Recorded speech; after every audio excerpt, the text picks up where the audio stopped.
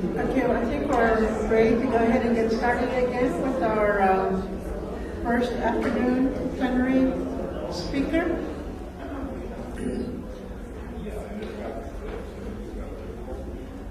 So this afternoon, what we have is our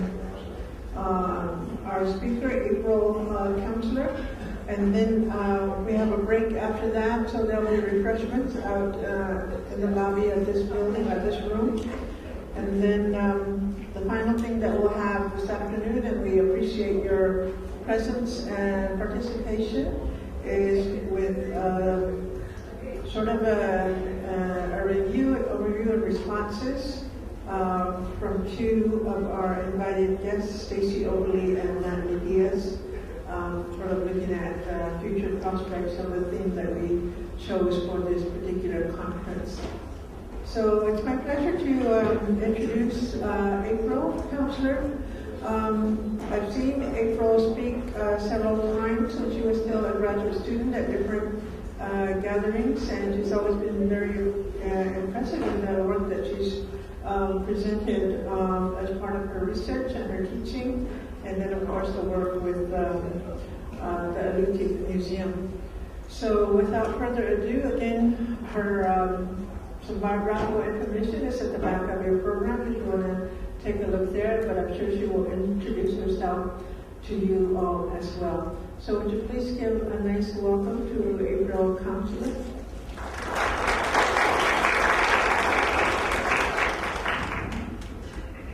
Chimay, Hui Isiik Counceller, Abdahatna Isiik, Alask'aarmiuwat, Chali Achmanachmuk, Mamaka Esther Furio, Suhia Oregoni, Dadaka Jerry Lactonin, Mascalista, et Dachtok Washington State Me.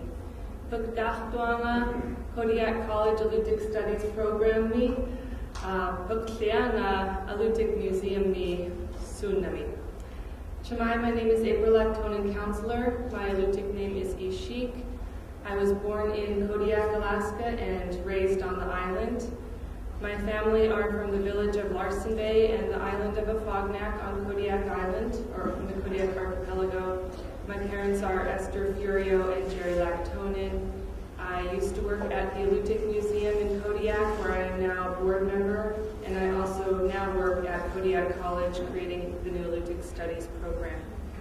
Today I'd like to talk about a lot of things. I'm sort of taking a shotgun approach, and I hope you don't mind the breadth of my discussion.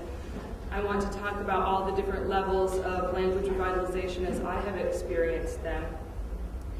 And I want to begin by asking for your forgiveness in advance if I discuss things that are somewhat controversial or something that might not ring true to you. I speak from my own experience in Kodiak doing language revitalization for the past 11 years, and from my experience getting an education in this field. So I don't claim to be an expert, and also a lot of my experience comes from the specific language community where I am from, which, as we all know, every language community is different with different needs and different solutions. So a little bit more about myself. This first picture are my two daughters, Abigail and Laura. At first I wasn't sure if I should include their pictures in this presentation because I do like to be very professional with everything I do, and then I scolded myself and said, you know, this is why we do what we do. It's for our children and our grandchildren, and I'm very proud of my kids, and they are just beginning now to learn the Alutiiq language as well. Over the past 11 years, as I mentioned, I worked at the Alutiiq Museum where I managed the Alutiiq language program. We had a number of projects which I will describe here shortly. I also, before beginning at the Alutiiq Museum, did not have much of a background at all in Alutiiq language. When I grew up, my family spoke English only. It wasn't since my great-grandparents' generation that the Alutiiq language was spoken in our family. I have listened to the recordings that linguists made of my great-grandparents in the village of Karluk in the 1960s. Both of them were well known in their community as fluent language speakers, and they were visited by researchers from the Alaska Native Language Center. I'm very fortunate that those linguists visited the communities around Kodiak to help preserve the spoken word as it was spoken in the 60s, because our language has declined to such an extent that the way that my great-grandparents spoke only a few decades ago is drastically different than the way we speak today. So I got started learning the Alutiiq language after the executive director of the Alutiiq Museum, Dr. Sven Hawkinson Jr., encouraged me to begin learning while I was still an undergraduate student at Brown University. I had been interning at the Alutiiq Museum doing archaeology. I think it was between the summer of my junior and senior year of my undergraduate. And he said, there's going to be things happening with the language. You need to get involved. So I was sort of drug into the language process, not really by my own choosing. They say in the Alutiiq community, leaders are not made, they are chosen. And that was very true from my own experience, where Dr. Hawkinson had noticed something in me, that I had a commitment that when I start something, I tend to see it through. So although I didn't learn much back on the East Coast with flashcards and short recordings of the Alutiiq language, I managed to learn the alphabet and thus became the most advanced learner of the Alutiiq language in the past 50 years. The youngest speaker of Alutiiq is, at this point, in her mid-60s, and our oldest speaker is over 102, and I'll get into that a little bit more as well. To give you a little bit more of a background about Alaska and Kodiak Island, I've got two presentations going simultaneously here. So many of you may have seen this map, at least if you're from Alaska. This map is burned into your subconscious at this point. This is our Alaska Native Languages map. Kodiak Island is down here in the very southern part of the state. It's a very large archipelago. The only island larger than Kodiak Island in the United States is the Big Island of Hawaii.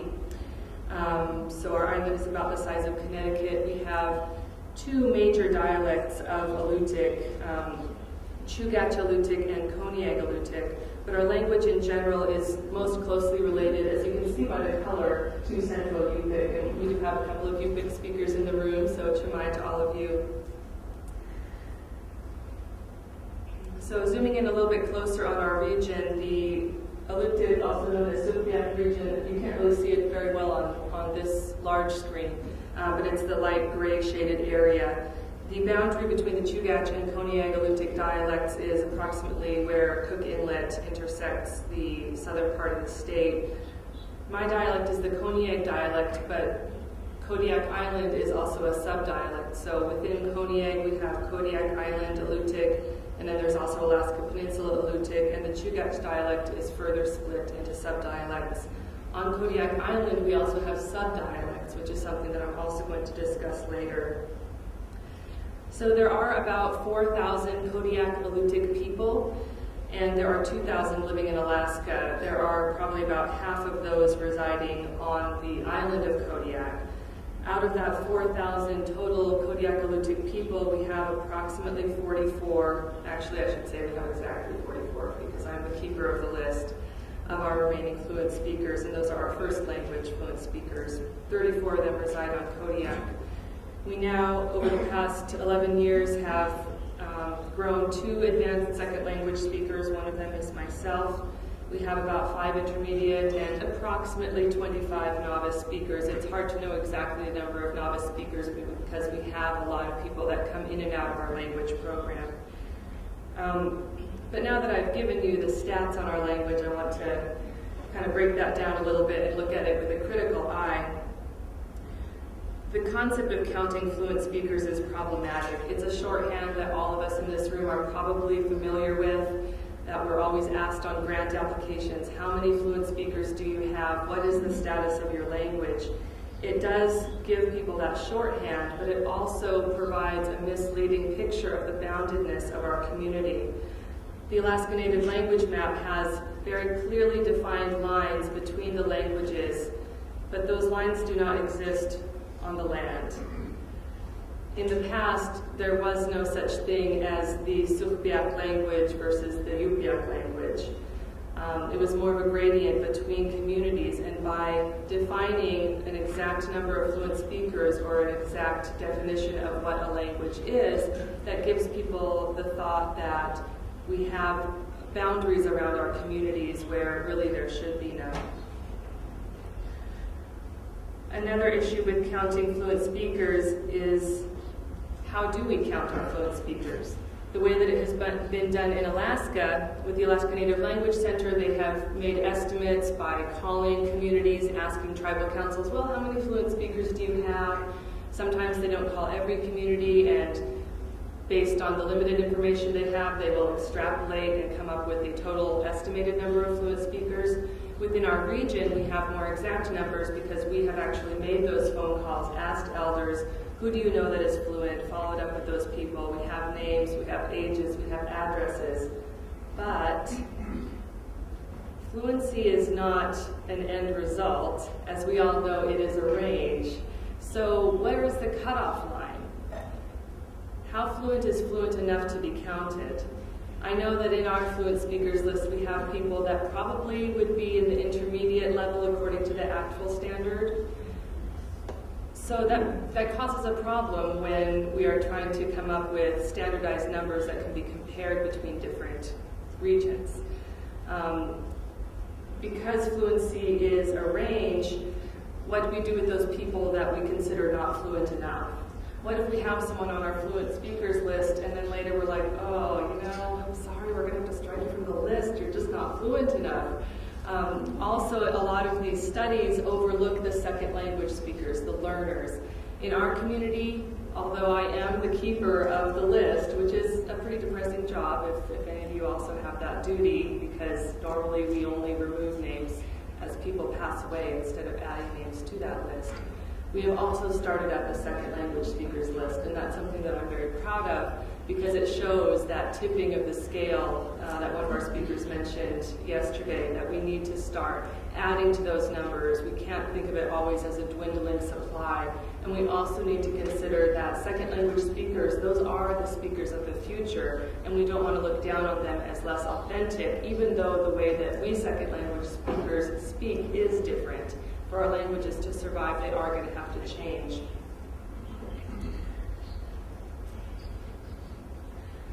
A little bit about Kodiak Island. Kodiak Island is called Qik'rtarmiuwaukut, is we all are island people. The image of this community on the first photo is my home village of Larsen Bay. The red roofed buildings that you can see are the salmon cannery. Many of our communities are based around salmon fishing. The fishing industry is very strong in our region because we are an island people. We also still subsist on marine mammals and other things from the land. Subsistence is one of the few things that wasn't that strongly affected by Western contact.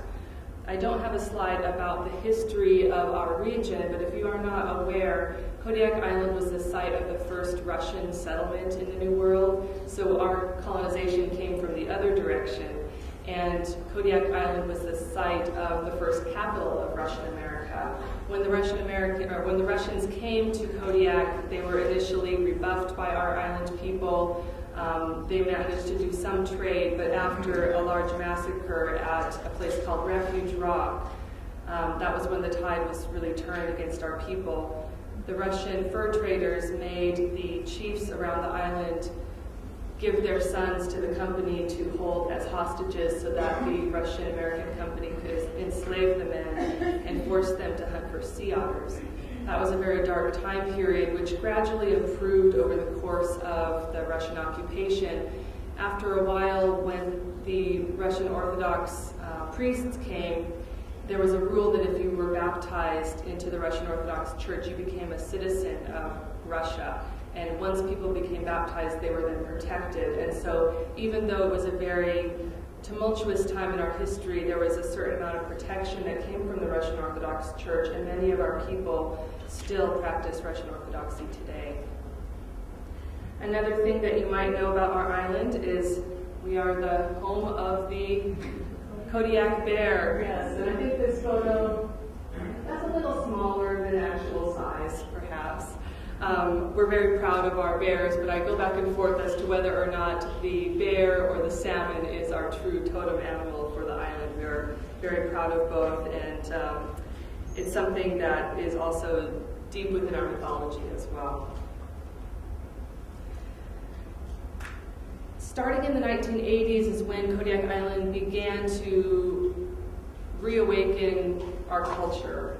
Because of the long Russian occupation, being the first who had sustained contact with the West, followed by the American period, which was much more disastrous for our language and culture as far as the boarding school era is concerned. After a certain amount of time, and after the Alaska Native Land Claims Act, when it suddenly became less of a detriment to be Native, we began on our island to revitalize our culture. And that has been what we now call the Alutiiq Renaissance. So we began with revitalizing Alutiiq dance, Alutiiq arts. This dance group that is drumming on one of the images here is the Qik'rtarmiuwat dancers. On the other side, the masked dance that you're seeing, this is actually one of the things that was more recently revitalized. Because of the strong presence of the Russian Orthodox Church, many of our elders were really uncomfortable with bringing any of the ceremonial life back.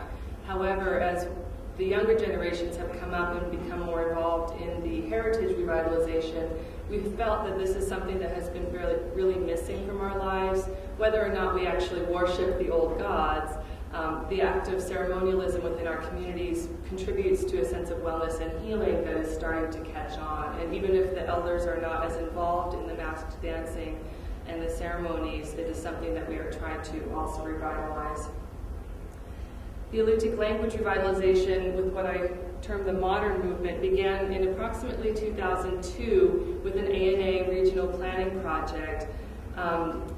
The first group to actually write a grant for the ANA project was the Native Village of Afognak, but the second time that application was submitted, because it wasn't funded the first time, the Alutiiq Museum was chosen as the entity that would lead that project, because the Alutiiq Museum is a regional entity that represents the entire island. That's about the time that I began at the Alutiiq Museum. And a few years later, when we had a Master Apprentice project, I became the grant manager for that project.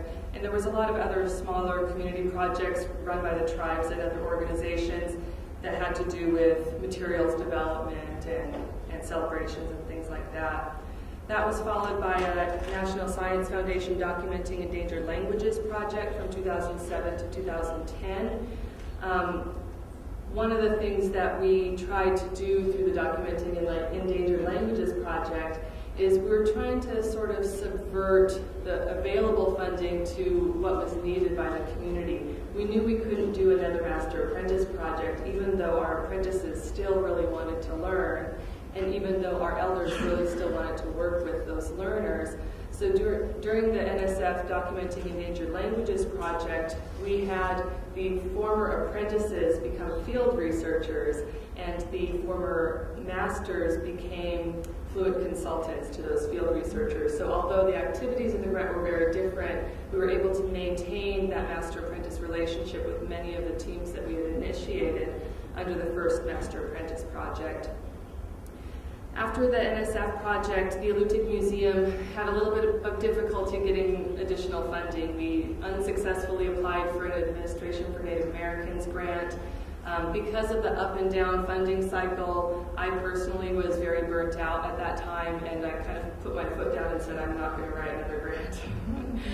So we actually partnered with the Native Village of Afognak, who had wrote the original grant for the Alutiiq Museum, and they decided that they would lead the island-wide consortium project under which the Alutiiq Museum is a partner. Around that same time was when I was finishing up my PhD, and I kind of minimized that, although it was a much bigger experience than I could probably describe in an hour.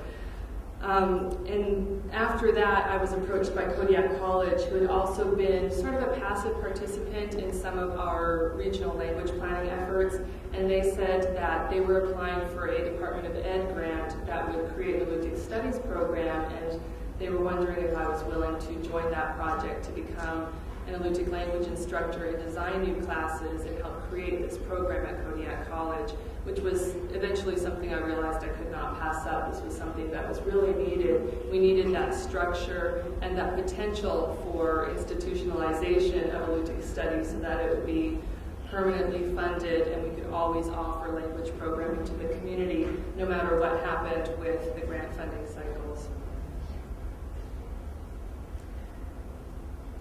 So this is kind of the structure of the Alutiiq Studies program. Recently I was at an Alaska Native Studies conference, the first one ever in Anchorage, and I attended a presentation by Graham Smith. He's Maori and he's pretty well known. He talked about how they had a Maori studies program within the larger university and that they had also created a separate program outside of a university. And he kind of compared the two different models of an institution within an institution versus a separate independent institution. And both of them have pluses and minuses. The Alutiiq Studies program being nestled within Qik'rtarmiuwat College, which is a branch campus of the University of Alaska Anchorage, which is one of the two major campuses of the University of Alaska. That, like I said, provides a measure of potential sustainability as long as we can keep our enrollment up, and it provides certain things that only a really large institution can provide. However, it is not a Native institution. And I have begun to notice the difficulties that we face as Native people within the academic environment. It's not a perfect fit, and if you are constantly trying to change this larger institution that you really have a limited power to actually make change in, it can become a frustrating process. So I'm trying now to understand what the future role is of Alutiiq Studies within the University of Alaska. Because there is great potential there, but I don't want to waste energy trying to change things that can't be changed. So what we are trying to do is continue those partnerships with the Native-run organizations and institutions within our community to maximize the sustainability of the Alutiiq Studies program, and we're really just getting started. We're creating new Alutiiq language, culture, and policy courses. For the first time, we've offered an Alutiiq 101 and an Alutiiq 102 class at Qik'rtarmiuwat College. We are organizing these new courses into a Alutiiq language endorsement, an Alutiiq language and culture certificate, and an Associate of Arts degree with a focus on Alaska Native Studies. We're also initiating a Native Student Support Services program because, like many institutions, Qik'rtarmiuwat College has struggled to retain Native students. As a local branch of the University of Alaska, there's great potential there for students from each of the villages on Kodiak Island to come to a location that is not quite as large and frightening as the University of Alaska Anchorage, but yet is close enough to home that they can return home and come back and not experience some of those difficulties that other students face.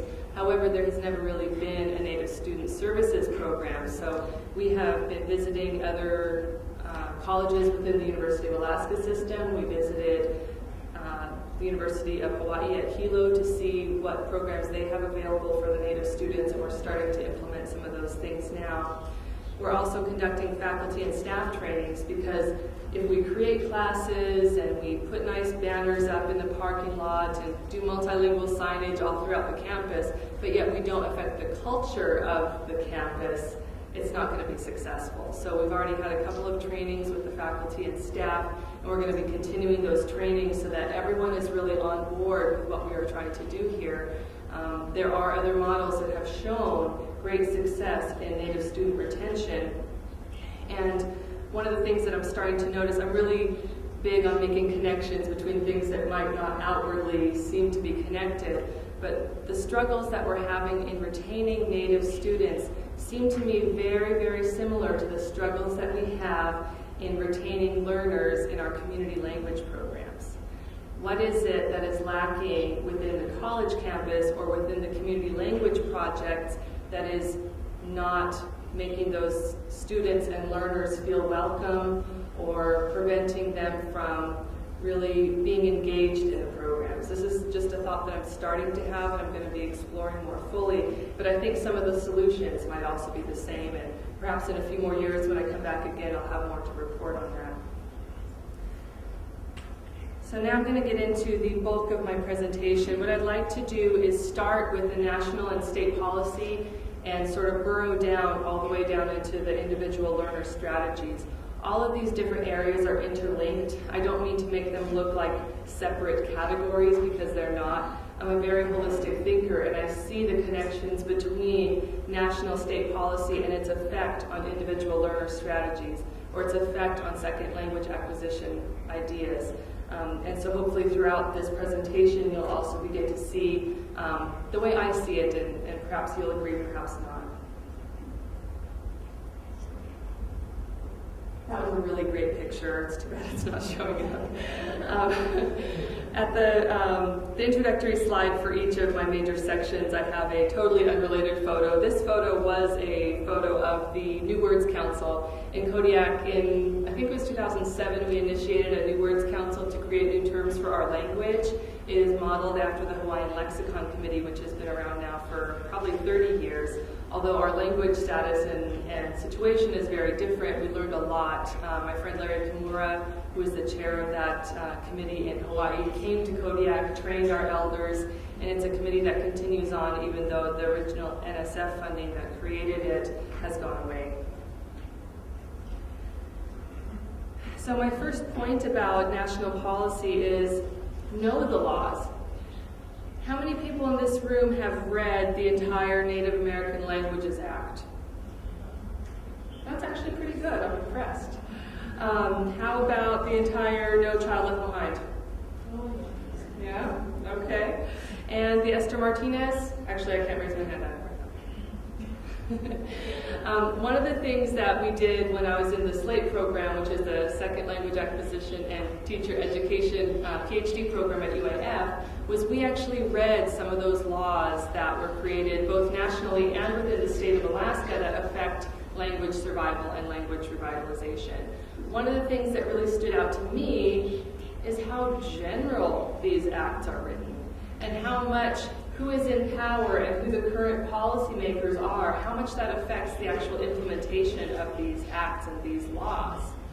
And so when we see things at the ground level that affect our language, we think, oh, that darn, No Child Left Behind Act. But when you actually read the act, sometimes you're surprised at what's actually in there. So if you haven't read some of these laws, I highly encourage you to do so. Understanding the Administration for Native Americans. I think it was great that we had the commissioner here this morning to explain some of those things that aren't really that clear when you just look at the website. If you haven't attended one of the trainings, you need to take full advantage of what's out there and what information is available to you. And if you can't do it, choose someone to do it. We as language planners or language coordinators within our communities, we cannot always be there to do everything. And when we have a really small language community, sometimes we feel the pressure to be everything for everybody. But just like I was chosen, I have now started to choose other people to take on certain things that need to be done for our community, and it definitely reduces the individual stress level. I mentioned the differences between policy and implementation. Sometimes federal and state laws are not always in agreement with each other, and the implementation of those laws aren't always in agreement. Sometimes the right hand doesn't know what the left hand is doing. That's why we have almost contradictory laws like the Native American Languages Act and No Child Left Behind. There are persistent ideologies that affect how all of these laws are interpreted and enacted at the ground level. So this is something that I've always really disliked politics. I've always avoided as much as possible getting involved, but it has become apparent, especially now that I am more at a regional level for my community, that this is something that we need to pay attention to, because those people who work in government, they work for us. And we as Native people need to start demanding of them what we need, because they're accountable to us. And we often feel powerless as Native people because we are under the thumb of the federal government, or we are only acknowledged if the state wants to acknowledge us. But we need to remember that. And this is the first, I think in the last year is the first time I really started calling my senators, calling the school board. This goes down to all levels, and actually telling them, because we can grumble amongst ourselves as what's not working for us, but have you actually called your senator and said what you need? because they don't get calls from everybody. And if you do call them, you never know what might result. Maybe just you calling won't have a result, but if you call and 5 of your friends call, maybe something will happen. There's actually a wear your keys technique. It's called group intimidation. We created this in Kodiak where if you want something to happen, and we're thinking more at the school district level because we're not always supported to the extent we want to be supported, well, we often talk about how things are not working for us, but have any of us gone to the school district office and asked to meet with the superintendent and tell them why this is not working for our kids? It's something that we all need to do, and if I go in there and say what's not working for my kid, and my friend goes in there, and 5 more of my friends go in there, then something is probably going to happen. Another issue that we hear a lot at the national level for all of our tribes is sustainability. We all have a scarcity of resources. Recently at the Alaska Native Language Preservation and Advisory Council, we had a presentation about the different tribes around the state and what they all need, what is their biggest concern. And one of their biggest concerns, which won't surprise any of you, is funding.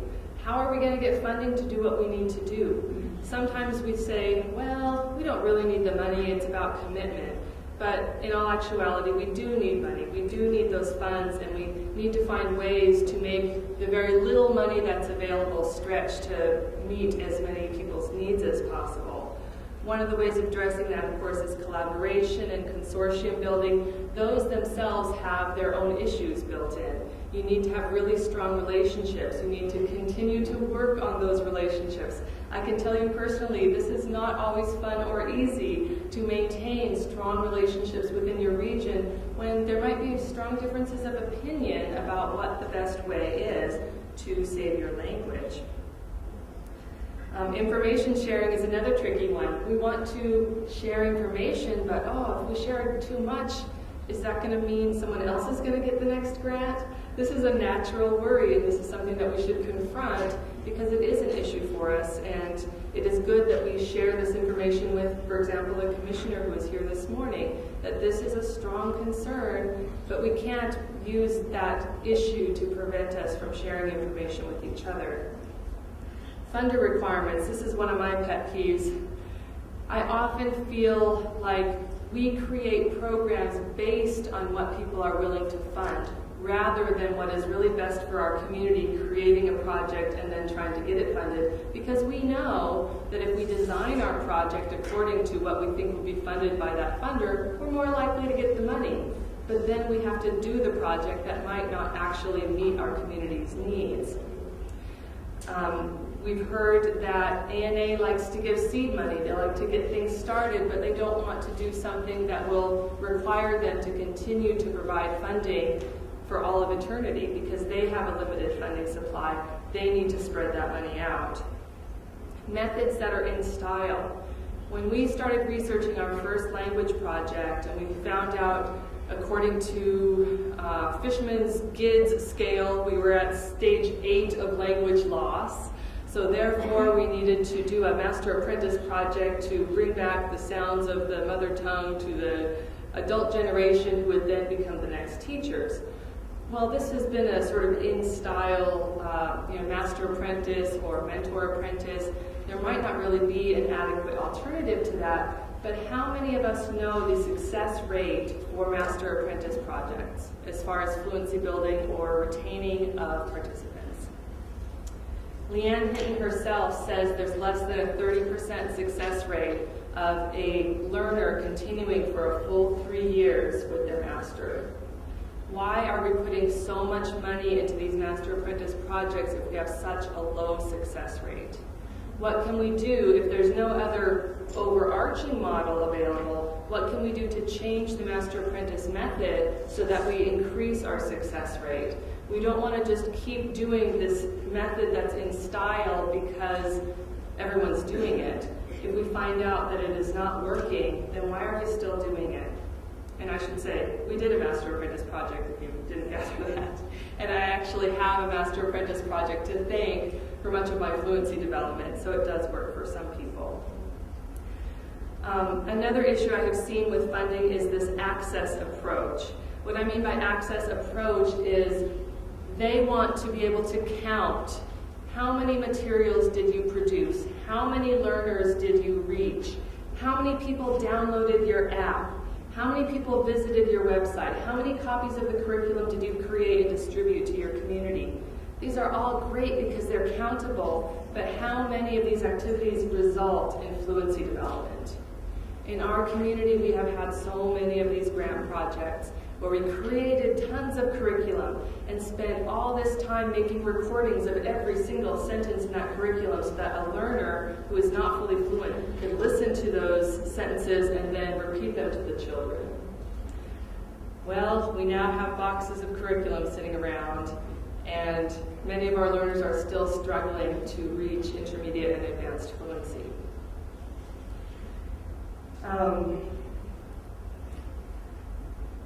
So as far as this access approach is concerned, I understand that it is democratic. It allows more people to have access to the language, but we're going to have to change the model so that our emphasis is more on fluency building.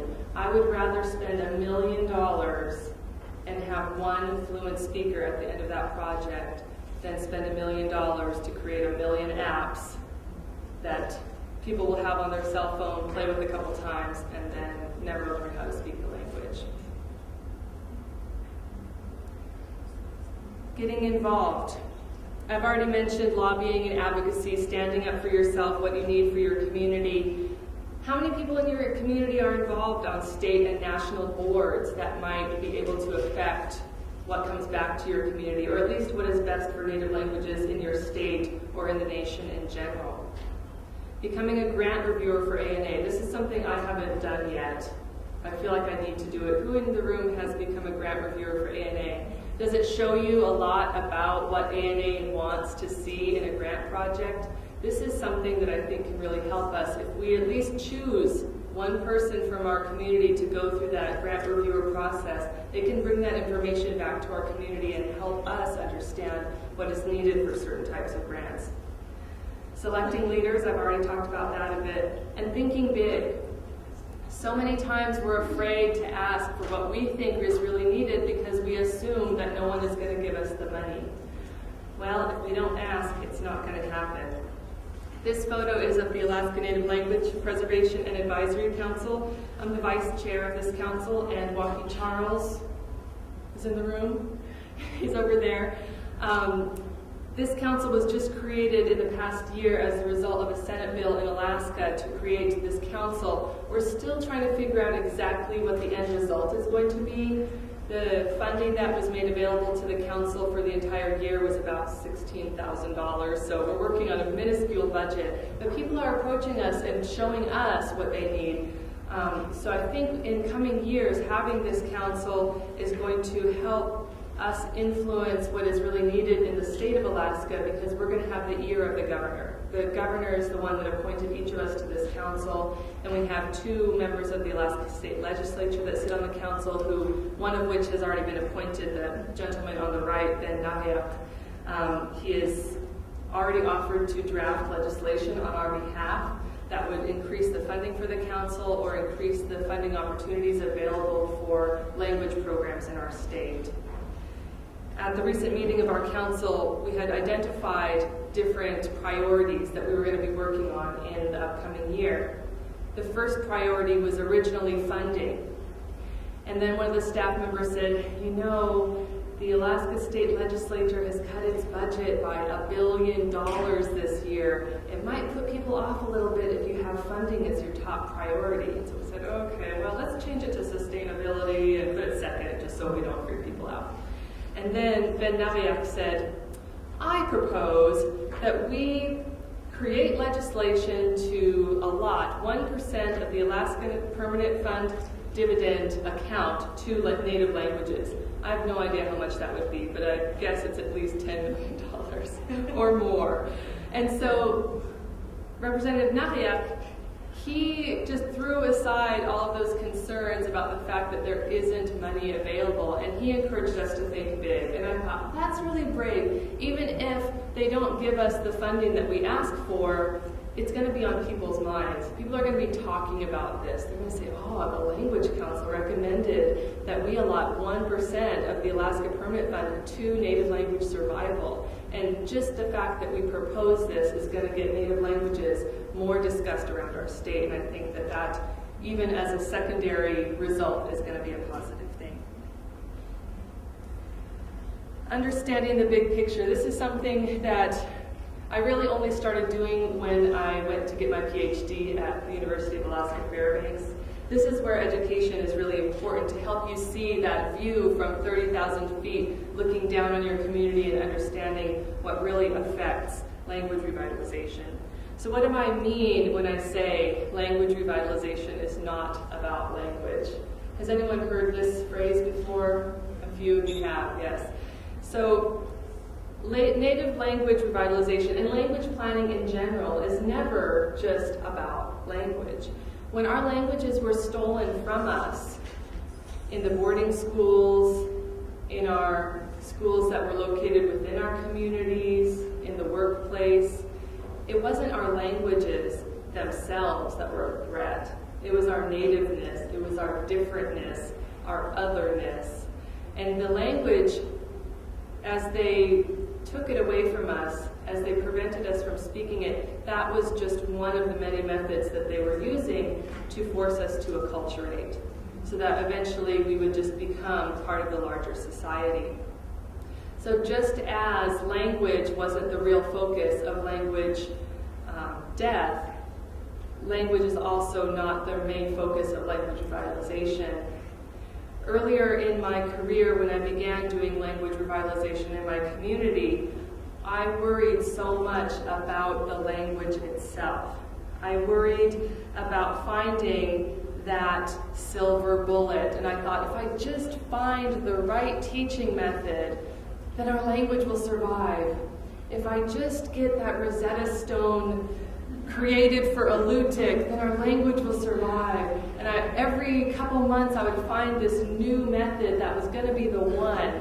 I think our community has tried just about everything. We did the gray morning, we did the TPR, we tried to do the Rosetta Stone, we did apps, we've done all sorts of things. And yet we have still struggled to produce significant numbers of fluent speakers because we weren't focusing on person-to-person interaction and addressing all of these other things. When we want to save our language, we're really talking about self-determination, about the survival of our community as a separate community within the larger society. We're also looking towards community healing. So many of our elders, when we get together to talk in the language, it's always brought up how they were punished as a child, not just for speaking the native language, but for being native to begin with. And through the language revitalization, we get to help get rid of some of that shame and bring a sense of healing back to people and a sense of wellness. Connecting to culture. This part should be no surprise to anyone, that learning your language connects you to your culture, not just through the information, the traditional knowledge, but also as a means of connecting you to your elders and to your ancestors. In my research for my dissertation, I created a graphic that showed the language revitalization as being a bridge, and the elders and the learners being the main supports of that bridge. And the language revitalization connected us learners to the elders, and beyond them, it connected us to our ancestors. For the elders that are involved in our language program, the bridge of language revitalization connects them to us, who are going to be the future teachers, but it also connects them to the future generations that they're not going to be around to see the result of our language revitalization. And so the strength that it brings to the community, just the process of language revitalization, is a really strong one that we need to keep an eye on, that 30,000-foot view down and see what this language revitalization is really about. Also for me, resistance. Continuing to speak the language is an act of resistance against hegemony. All of these words that we talk about in our graduate studies, ideology, hegemony, decolonization, it becomes part of your core, and you realize that just speaking the native language is an act of resistance. And even for the elders that are involved in our program, and I work more closely with the elders than the younger kids now that I'm involved in the university especially, but for them, talking the language is now an act of resistance. In Kodiak, the native population is about 10% of the overall population. We have about 20% Filipino population because we have a large manufacturing, canneries, the fisheries in our community. And we always notice how the Filipino people, they speak their language and they're not afraid. You go into Walmart and you hear the Filipino language being spoken, and our elders have made comments like, you know what, I'm going to go to Walmart and I'm going to speak Aleut. And just them saying that shows that they are also internalizing this feeling of resistance and that they can do it. They're proud now to be speakers of the language, even though they were so harshly punished as children.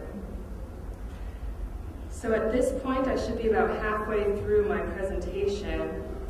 And because I don't want you all to fall asleep, we're going to sing a song.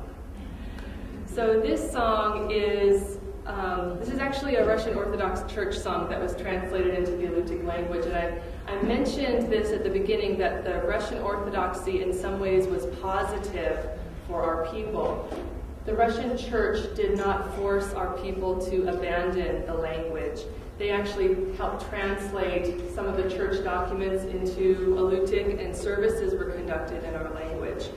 After Alaska was sold to the United States, many people continued to speak Russian, Alutiiq, and English, and eventually, as the Russian influence faded, we quickly switched to English only.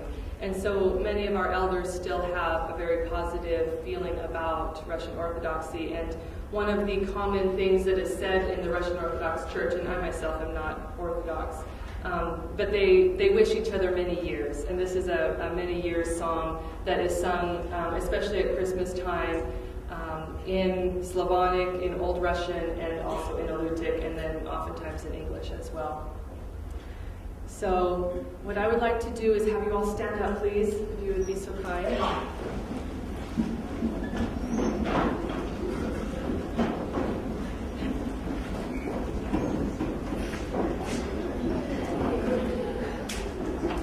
And stretch.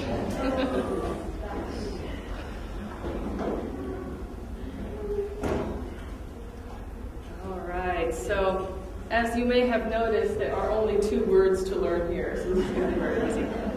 The first word is Amlechdut.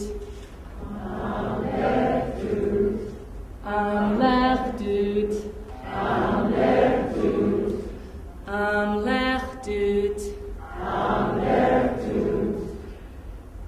Amlechdut kiaget. Amlechdut kiaget. Wow. And then you just say it again, but with a different tune. Amlechdut kiaget. Amlechdut kiaget. Very good. So normally we sing this song through 3 times. Oh, I always have trouble with this. Huh? Okay, so we're going to sing it all through 3 times, and we'll just see how it goes. Amlechdut, Amlechdut, Amlechdut kiaget, Amlechdut kiaget. Oh, and Evan taught me the sign language. Huh?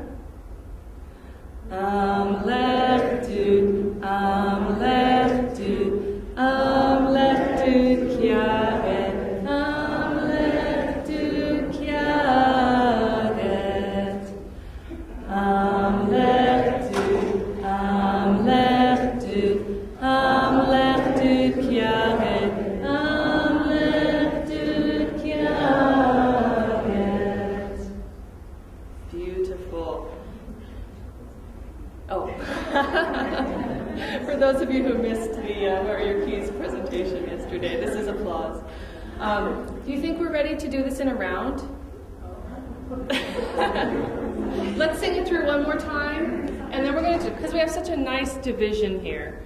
I think we can do group 1, group 2, but let's just sing it through one more time, just all together, and then we're going to do it as a round. Okay. Allritut, Allritut, Allritut Kjaget, Allritut Kjaget, Allritut, Allritut, Allritut Kjaget, Allritut Kjaget,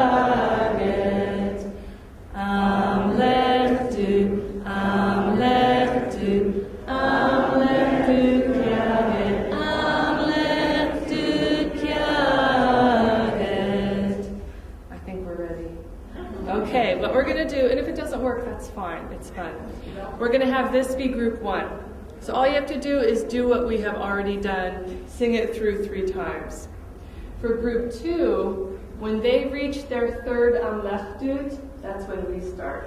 So they're going to sing Allritut, Allritut, and then we go Allritut, so that our first Allritut and their third Allritut are going to overlap. Okay? We can do this. So I'm going to start with this group, but then I'm going to join this group because it's always harder for group 2. Asif Chico? Okay. Allritut, Allritut, Allritut, Allritut, Allritut Kjaget,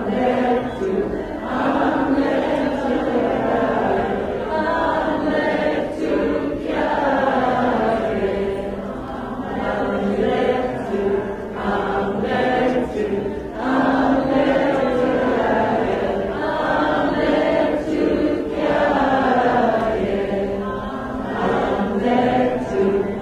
Allritut, Allritut Kjaget, What do you think? Pretty good?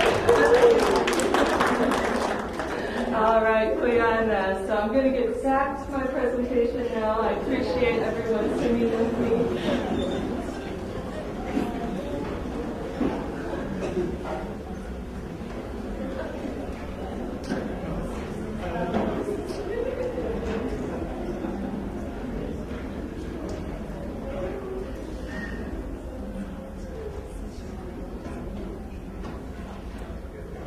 Okay, so now I'm getting into the second section of our working our way down to the grassroots level. This is regional and community language planning. The photo that I have here is a visit that I made a couple of years ago to the Nunyak cultural immersion camp that they have outside of the village of Old Harbor on Kodiak Island.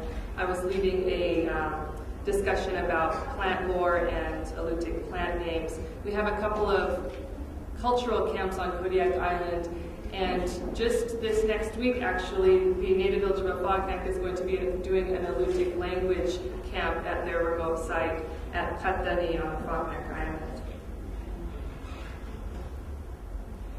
So one of the things that has worked really well for our region as far as keeping things all in one, and Allrilugmi means, all in one, is having a regional language committee. We started up our Qik'rtarmiuwat Alutiiq Regional Language Advisory Committee, known as the Qik Committee for obvious reasons, back in 2003 or 2004. And this has provided a really important means of making sure that our programs are in line with what the community wants. As time goes on, when you're involved in language planning and language revitalization, you often get really good ideas about what the next project should be.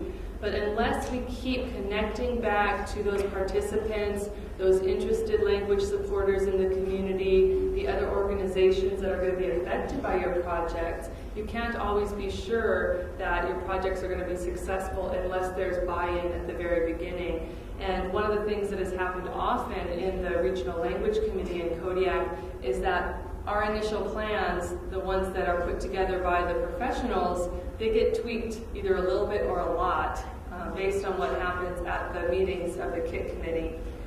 We avoid overlapping projects now that we have more than one entity in the Kodiak region doing language projects. It helps us avoid overlap. It helps maintain engagement of the participants so that they know not only will they be approached as we design the project, but as the project is implemented. A number of times in the middle of the implementation of one of my projects, I would report on how things are going. I would show them some initial design of what we were working on, and then I'd get sent back to the drawing board because there was something that I forgot to include that it became apparent was really needed by the community members. So this is something that if you're not already doing this, you might want to consider forming that committee. If you're already doing it, that's wonderful, and it shows that you're really trying hard to maintain the engagement of your community members. Avoiding competition, that's something that we've had to be really careful about in the Kodiak region because we have a number of organizations, tribal organizations, nonprofits, who are all now producing projects and planning projects for Alutiiq language, and we don't want to step on each other's toes. We don't want to directly go in competition with each other for grant opportunities, and so this helps us make sure that, oh, you're going to be doing that project, okay, I will, we'll maybe approach a different agency for help on this project. Innovation, getting new ideas. That kind of goes back to those of us who have our nose to the grindstone, doing language work. We come up with ideas, but sometimes our ideas might not really be as creative as they would be if we were getting ideas directly from the elders and from the learners and from language supporters who might not actually be directly involved in the language movement, but they might be aware of a possibility in the community that would be worth pursuing. And like I said, responsiveness to the community. What we do in our language programs has no validity if it is not directly tied to what the community wants. Of course, the community does not always agree. So sometimes you might need more than one project to address the various different concerns. But by having a language committee, it helps you be sure that you've at least approached people to make sure that you're not going off in the wrong direction. And I have seen both types of projects in our community where certain projects were just thought of by people within an organization without consultation with anyone else, and projects that were developed with a lot of research and a lot of collaboration with individuals and organizations, and those that started with a lot more research and a lot more input overall have been much more successful. I don't want to make it sound that we don't have conflict in our community. We've had plenty of conflict. We've had our share of conflict. A lot of it has surrounded the dialect issue. As I discussed at the beginning of my presentation, we don't even have more than one dialect on Kodiak Island. We don't even have more than one sub-dialect. What we have are sub-dialects. I don't even know if linguists go that far. I don't know if they split hairs that far. But on Kodiak Island, this is important. A speaker knows what village, exactly what village you come from by the way that you speak. And as a regional entity under the Alutiiq Museum, it was my job to make sure that all of the different ways of speaking Alutiiq on the island were represented. And in the early years of when I was beginning to learn the language, sometimes I made mistakes. Sometimes, because my language masters were from the south end of the island, I would use Qik'rtar for dog instead of Ikuk, and it was a disaster. People are so tied to the identity of where they're from, the way of speaking that they're from, that if you use the wrong word or if you don't represent both words in your language materials, it is taken as a slap in the face. We have tried very, very hard to make sure that all of the dialects or styles, we now call them styles because we want people to realize that they're not dialects. We've made a conscious decision to list one certain style first because they have fewer speakers. We've made it a policy to discuss the styles at almost every single language event because it is the elephant in the room and it is something that we're never going to get away from. And by confronting it, we have been able to diffuse some of that conflict. If language planning is not about language, dialect boards are not about the dialects. So we talk about the styles, we talk about the dialects, but what we're really talking about are differences within the community. We're talking about families. Certain families traditionally had more power than other families. Certain parts of the Alutiiq community lived further away from Russian influence and therefore have fewer Russian loanwords in their style. All of these things are based on our history as a people, and by just limiting it to a discussion of dialect, we kind of overlook what the real problem is. So that's something to be aware of. And the idea of internalized colonialism, it is beneficial to the colonizer to divide the native people, to make some of them feel like they are more important than others, to make others feel like they are worthless because they still speak either a certain style or speak at all. And that happened in our region. We had a lot of native people who were afraid to admit that they were even native. And now that we are in a process of language revitalization and cultural revitalization, they are making up for lost time. And we have other people who are looked down on for being native language speakers that now feel resentful to those people who are now trying to embrace their culture because, as they say, they only became native after the Land Claims Act. And so we have this built-in sense of conflict within our community that we're afraid to talk about. We have issues of territorialism. When one entity gets a large grant, there's a certain sense of pride that goes with that. If you have a series of grants, you don't want to lose the next big grant in your region, even though you know that a funder like ANA is only going to give one grant to your region. It's difficult to let go. And that's something that personally I had trouble with because I was so proud of the organization that I worked at that it was almost physically painful to me to see the next big grant go to another agency, even though we worked with that agency to develop the project, because you always feel loyal to where you work because you're proud of what you have accomplished there, and it can be very, very difficult for individuals to face some of those changes that happen when you have the roller coaster of funding. Funding stress is another big one. I've talked about competition between different organizations, but the stress itself of where is the next big grant going to come from? Right after you get the big grant, you start worrying about where we're going to get the next big grant. There's this pervasive stress on our language professionals, on our language coordinators and specialists, that the pressure for finding the money is on them. That if they don't successfully write the next grant, the elders are not going to have any income. In our community, we compensate our elders for spending time with us and teaching us the language because they are the professionals. They have the PhD in the Alutiiq language, and so it's only fair that we compensate them.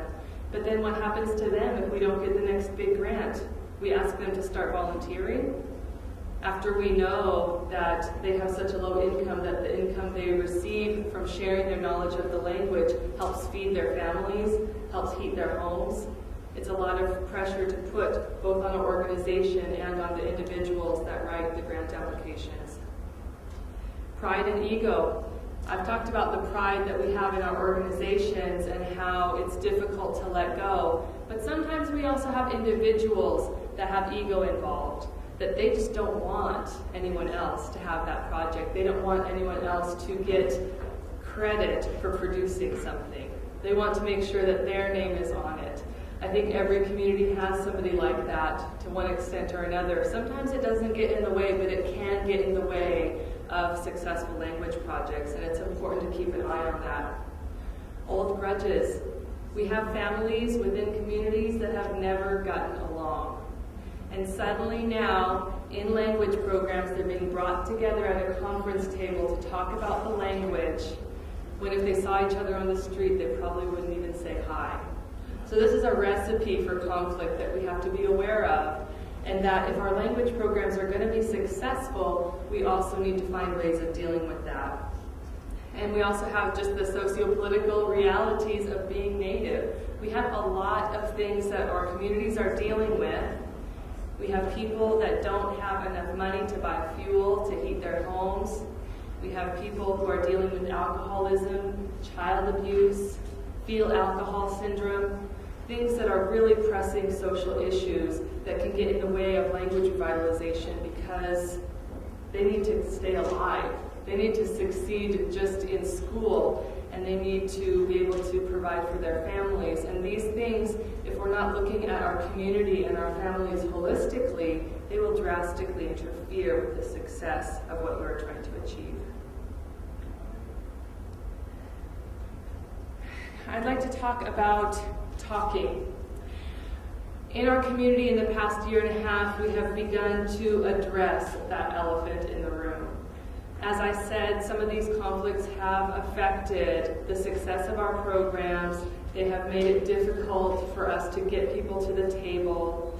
They have made it take longer to achieve certain project goals because we had to deal with all these political issues. And so last year we asked a counselor from the regional health organization to come talk to us specifically about the dialect issue. We also ended up talking about a lot of these other issues that our learners and elders are facing, because it all is very holistic, and dealing with the entire person is a big concern. We found that some of the elders that were really grumpy with some of the other elders, well, they were in physical pain. They were on pain medication because of injuries that they had sustained many, many years ago. Some of them had a lot of dysfunction within their family. Their kids were drinking. Their grandkids were staying with them. A lot of these things that happen in private life that we don't talk about end up being brought to the table when we get together to talk language, and so we needed to address those as well. So we went through a series of meetings with this counselor to address the wellness aspect and the holistic emphasis on the whole person, some of the spiritual issues that people were coming across as they tried to look towards saving the language. After about 4 or 5 meetings, sometimes we met separately, sometimes the northern style speakers got together on their own so that they could feel comfortable stating what they really felt. Sometimes the southern style speakers got together, and then sometimes we got together all in a group. We had a meeting with just the learners, because our learners experience other difficulties in going through this process that the elders might not be aware of, and the learners wanted to kind of commiserate with each other. After the series of meetings came to an end, we decided, we're so tired of talking, but let's do this again, maybe in a couple months. So we decided to wait for a few months before we got together again, and I think it's about time now that we start having additional meetings, maybe not specifically about the style or dialect issue, but maybe some of the other issues that I've listed that are affecting our participants as they are involved in our program. So, participant support and burnout prevention, that's something I'm going to go into a little bit more in depth, I think, in the next section, so I'll save it for that. So I want to talk, and this is my third out of 4 section, the language instruction and second language acquisition. My PhD was about language planning, but it was also about second language acquisition in general. When I first started working in language revitalization, I did not really have much of a background at all in understanding how people acquire language. And over time, as I have received trainings and taken classes on it, it has really changed my perception of what is best for our learners, how we should act within the classroom, what technologies are worth investing in, and that's what I want to talk about in this next section. As we've mentioned, and I think this might be the theme of the conference this week, there is no silver bullet. So many times I have just prayed that there was one, that we would find this magic wand to help us save our language, that if we just struck on the right method, we would know what to do, but there is none. We do know that different methods have a higher success rate than others, but oftentimes the information and the data about which methods have a higher success rate, that's not really a part of the discussion within our communities. We don't always know what research is out there that shows that this method is going to be successful. So for me, I've discovered that not relying on any one method is probably a good idea. All of us know that certain methods are more successful than others, but we don't want to put all of our eggs in one basket, especially if we only have a couple of eggs. One of the things that has frustrated me over time is curriculum development. This is my Whenever someone says they want to do a project on curriculum development in my community, I have to kind of control my eyes from rolling, because we have spent so much money developing curriculum that is not being used. And curriculum development costs a lot of money. And after a certain number of projects where we developed curriculum, the learners and elders were practically begging, please, no more curriculum development. They spent so much time working with the elders trying to translate things into Alutiiq and putting them into lesson plans, when really what they wanted to do was get together and talk Alutiiq. If that's what people want, to get together and speak in the language, then why are we not designing our projects to get people together and speak in the language? I think that one of the reasons we focus on curriculum development is this sort of secret fear that we all have that we're going to fail, that our language is going to die no matter what we do. And if we create curriculum, well, at least there'll be a written record of it. If we make recordings, well, at least maybe a future generation will be able to resurrect our language. Well, we have enough recordings now. We have enough curriculum now. The projects that we need to design now involve getting people together to talk in the language. If you create a fluent teacher, all they need is a rock, right? All they need is a rock. They don't need a curriculum. They can teach the language if they have enough confidence in their ability to speak. And we don't need curriculum as a crutch, because as we have found in our community, people aren't going to use the curriculum anyway unless they are fluent enough to be comfortable in using it. This might be my favorite slide. Who is this guy? Vygotsky. I've heard a couple of people in this conference talk about scaffolding, about mediation. Some of the terms that came from this fellow Vygotsky back in the late 1800s, early 1900s, they are part of our common dialogue about language teaching. And I've picked just this particular language acquisition theory because it's one of my favorites. Sociocultural theory was developed by this guy Vygotsky. You should Google him. He's pretty cool. He lived in Russia back in the day, and he theorized, and he wasn't specifically a second language acquisition theorist. He talked about learning in general, about how we learn in a cultural way, how we learn through our interaction with other people. And this has really influenced the way that I go about my language teaching, because I now am a believer in this theory that our children, they only learn through interaction. They only learn in a cultural context. Some of the key terms that he talked about was zone of proximal development, ZPD. Zone of proximal development is what you can achieve. It's the difference between what you can achieve on your own and what you can achieve with help or mediation from a more advanced speaker or learner. So mediation is the assistance that we can provide to a learner to accomplish a higher level of fluency through either assisting them personally, angeling them, using other mediational means. These types of things help a learner achieve a higher level until they are able to achieve that level on their own. And then their zone of proximal development is between that level and the next level above. People can also self-mediate, and this is one of the connections I have found between this theory and Where Are Your Keys, is that when you use other methods while you're teaching, when you're using sign language as a bridge language, or when you're using certain visual aids or other types of props, later on, when you don't have your teacher with you, you're trying to remember, and you're going like this, you're self-mediating. You are using these other things in your mind to help you achieve what you could achieve normally and what you could achieve with help. Has anyone here, like if you have a big sum to add together, kind of like pretended you had a piece of paper and you're doing the long division, and you realize you're using your finger and you're pretending? This is self-mediation. And it's a really important tool that we can use in language teaching to use this type of mediation in the classroom so that later, when the instructor isn't there, the student has tools to use to help them achieve a higher level. Because I didn't learn Alutiiq through a method like Where Are Your Keys originally, I did a lot of learning of Alutiiq in the traditional grammatical sense. So when I self-mediate, I'm visualizing those post-based charts.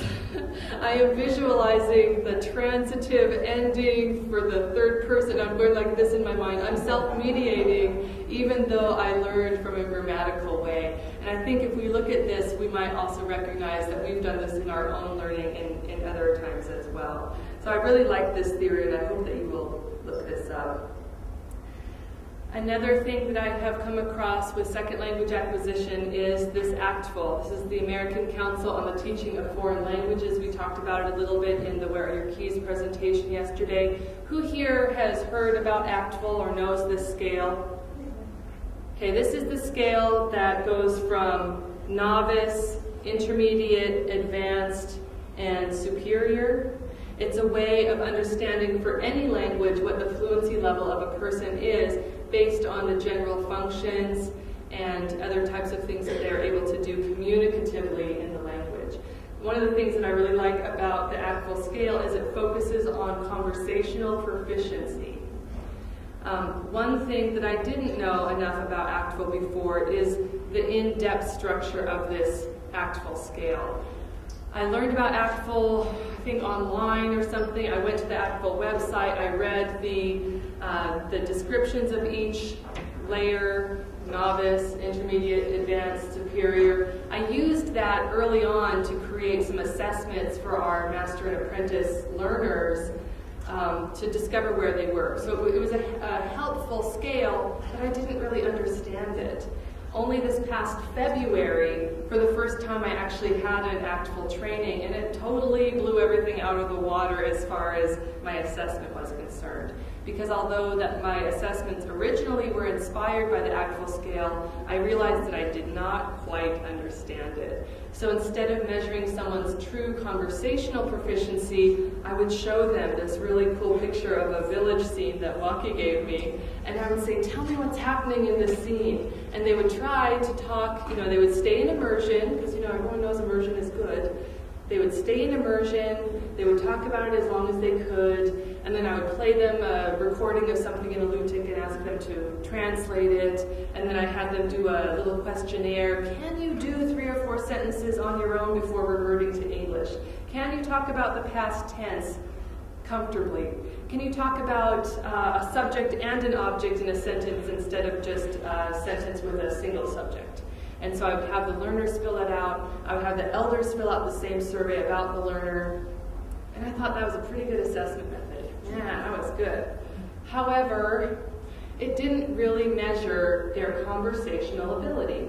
And once we started assessing people using a true understanding of the ACTFL scale with the oral proficiency interview, many of those learners who we had told, oh, you're at intermediate high, yeah, you can talk a lot of Alutiiq, we realized, oh, you're actually more like a novice high, because many of these learners could only talk about 3 bears were walking down the beach yesterday, or I am going to go to Anchorage. And it was not conversational. And so understanding this, I began to realize that some of the things we were teaching our learners were not getting them close enough to that conversational proficiency where they would test at least an intermediate level according to the oral proficiency interview. I learned that when you do an oral proficiency interview, you establish the floor of what is the baseline that a learner can accomplish. From that floor, as you do the oral proficiency interview, you notice when that learner kind of probes upward into the next level. Maybe they're talking mostly at an intermediate level, but sometimes they jump up and they say things that sound very advanced. And overall, you take that picture and you chart it out and you try to figure out where they are performing most of the time at a comfortable level. I learned that different learners, even if they test at the same level, they'll have different profiles, and this has been really, really interesting. Those of us who learned in the earlier days through Master Apprentice or through grammatical study, we had a really solid basis in that novice level. We had 10,000 words, but couldn't do a thing with them. Some of us who had done that, gotten a really broad and thick base in the novice level, and then slowly creeped up into the intermediate level, we had a lot to work with. We had a really broad profile. Some of the people who are learning now with the Master Apprentice or with the Where Are Your Keys method, that method jumps right in at the intermediate level. And so the profile looks very different because they didn't spend years and years developing lists of animal names, lists of plant names, what are the different items you'll find in the kitchen. You know, we don't spend as much time on that, but yet they're able to construct sentences right away. And so we're looking at a different type of learner now, that they're jumping in at the intermediate level, and then over time they're slowly filling in those lower levels of expanding the vocabulary. Looking at the oral proficiency interview, we also learn a little bit about potential lesson structure. The way that the oral proficiency interview is put together gives us an idea of potential ways we can both structure lessons according to the path that you take in the oral proficiency interview, but also things that you should probably remember to include in your curriculum. I just completed the Alutiiq 101 and 102 at Kodiak College, and in the middle of that process was when I got to this ACTFL training. Now looking back on it, I wish I'd gotten that ACTFL training before I started teaching Alutiiq 101 and 102, because I have students that went through both semesters, and then when I gave them the oral proficiency interview, I was just pinching myself, wishing that I had taught them how to ask and answer questions. Things that we don't realize are really important as far as our daily conversational ability. It kind of reminds you as you're looking back at this oral proficiency interview structure. Another thing that we're working on is creating a custom ACTFL rating document for our language. The ACTFL scale is supposed to be universal, but every language is different. And so we are taking that ACTFL scale from novice, intermediate, advanced, and superior, and breaking it down and describing what actual things in our language a learner should be able to accomplish. Because one thing that I noticed about this oral proficiency scale is that at the intermediate level or advanced level, I think it's the advanced level, they say that you can do stories and narratives. Well, in Alutiiq, that's actually pretty easy. Things that they say are at the intermediate level are sometimes a little bit more difficult in Alutiiq. When you're asking open-ended questions, when you're doing those transitive sentences when there's a subject and an object, certain things like that, or when you have multiple post bases to create a really long word, for us, that is a greater indicator of fluency. And so although in general the ACTFL scale will remain the same for us, we are creating a separate accompanying document that will describe some of those exact types of skills that we expect to see in our language. And this is something that will guide our language programming, I think, for many years, understanding what we really mean when we have an Alutiiq speaker who is at the intermediate high level. Another thing that I learned to do in my graduate work was make intertextual connections between my readings. And so I've gotten really excited about the connections between the ACTFL scale, Where Are Your Keys learning method, and sociocultural theory. I've already told you a little bit about some of the connections that I see between ACTFL and Where Are Your Keys, as well as between Where Are Your Keys and sociocultural theory with the mediation, the supporting of the learner, not requiring the learner to just memorize, but having a support system there for them so that the learning process is not traumatic, but actually the learner feels supported and that they can make mistakes and it's okay because they're going to have a helper there. Even other learning methods, I think, would have strong connections to the sociocultural theory because you can apply this to different methods. There's a lot more that I need to do to kind of draw out some of these connections that I'm making here, but I'm really encouraged that so many of these things that I'm incorporating into my own vision of second language acquisition, they support each other.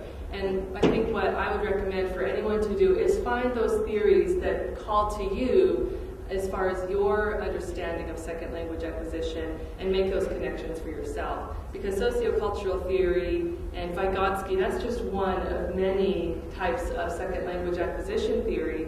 And if we let just the linguists and let the academics worry about second language acquisition theory, then we're doing ourselves a big disservice. Because we're the ones at the ground level, we're the ones that need to know this the most. And we're the ones that will have the power to affect change in our learners if we understand these concepts.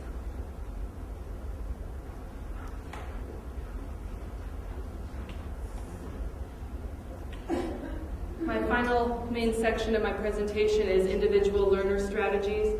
This photo is some people at a language gathering doing it's actually a stick guessing game which is played during the winter gambling season. We have a great winter gambling season. It's how we pass the long hours of winter, and many of these games are no longer played on a regular basis, but it's something that especially when fluent speakers get together, we like to play these games. So inspiring learners.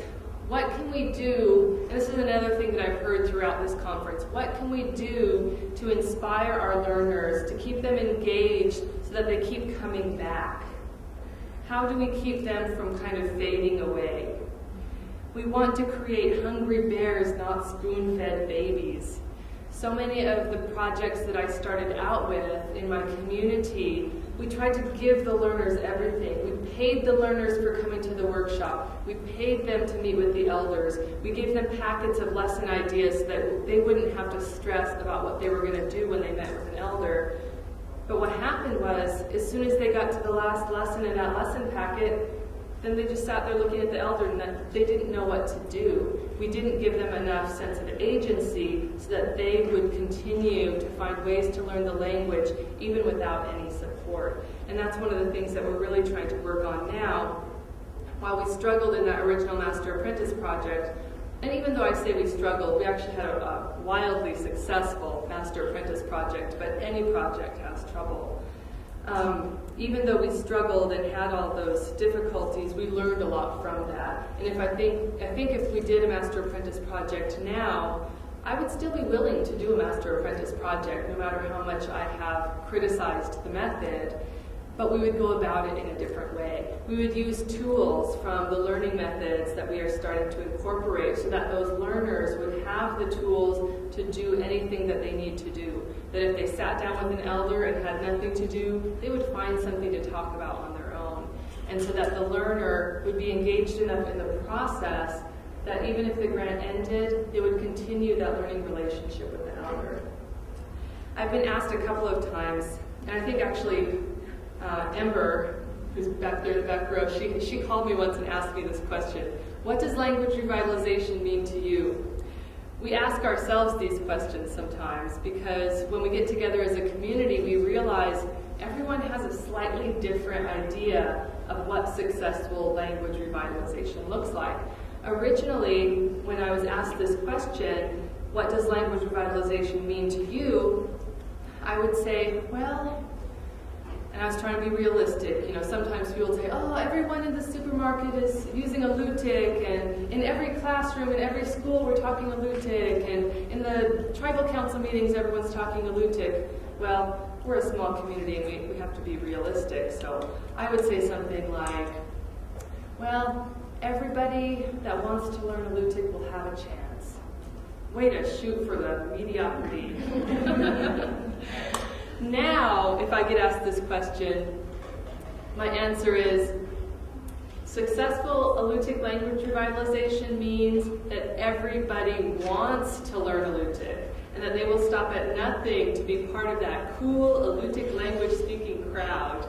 And I think, on a very small scale, we are starting to go towards that, where we have created a community of learners that other people want to get involved in, because they see that we are sort of re-knitting together that sense of family and community that has been missing for so many years, and that we don't even have in our families anymore sometimes. That we have a support network that goes outside of the classroom, and people are getting together on their own time to play Alutiiq language games, to get together and share food, to go out and collect food together, and to visit with each other. So we are just now getting to that turning point where we are beginning to see that creating this society of Alutiiq language learners that's desirable for people is really where we're going to find success. Recently, I had started with one of my friends attending. We actually started it up, but it's very, very small. It's our version of an Alutiiq language nest. We get together once a week with our babies. We decided ages 3 and under because we didn't want the older children to be speaking in English. So my oldest daughter, Emmy, is too old to go to this on a regular basis. So I started bringing my younger daughter, Laura. And after a couple of weeks, Emmy was like, how come Laura gets to go? How come I don't get to go? How come she gets to go to the Alutiiq baby time and I don't get to go? So now that we're on summer break, I can bring Emmy sometimes, and I see for her how it has become a desirable thing, that it is associated with spending quality time with mom. And that makes me feel really good too, that even though I didn't manage to raise my first daughter in the language so that she's fluent, she now sees it as something valuable that she wants to belong to. And that's how we're really going to find greater success. Another thing that I'm spending more time worrying about and thinking about is protecting our participants. We have had a lot of problems with burnout in our community where people work so hard to demand things of them because it is considered not respectful. But if we continue to go on this way, if we continue to be afraid, then it'll take so much longer to save our languages.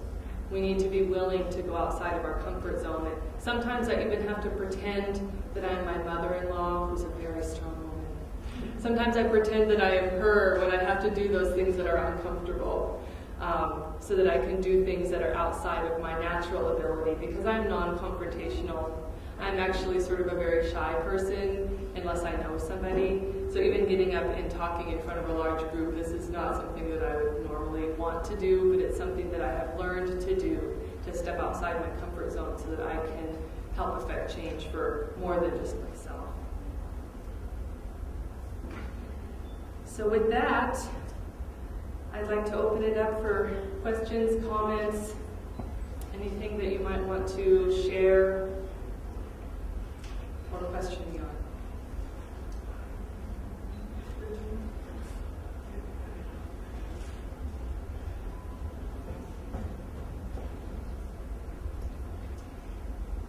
I have a question. Go ahead. How do you blend and synthesize indigenous knowledge of Vygotsky's theory?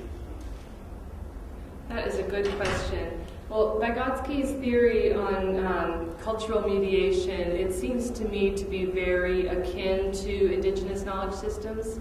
One thing that I have learned about indigenous epistemologies is that we don't avoid things, we don't avoid incorporating things of value just because they are Western. And I think with things like Vygotsky's theory of cultural mediation or sociocultural theory, it seems very aligned with, even though it comes from a different epistemological parent from the Western society. And so because he talks about how any culture can influence the learning of a child, that culture becomes your culture, and you can see how that will affect the learning. I'm not really sure if that's a complete answer for you, but because his theory doesn't subscribe to a specific culture, it leaves availability to modify it for your own culture. Anything else? Must have talked your ears off.